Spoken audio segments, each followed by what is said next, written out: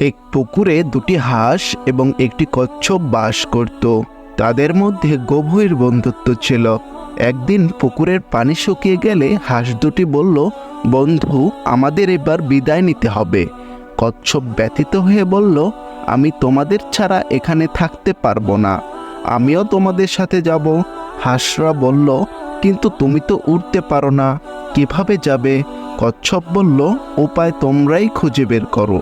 হাঁসরা একটি কাঠি এনে কচ্ছপকে বলল, এটি শক্ত করে কামড় দিয়ে ধরে রাখবে, আর আমরা দুদিক থেকে ধরে উড়ে যাব।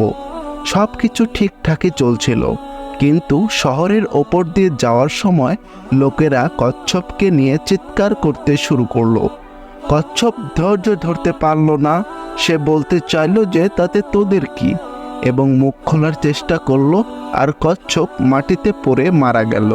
হাঁসরা বলল,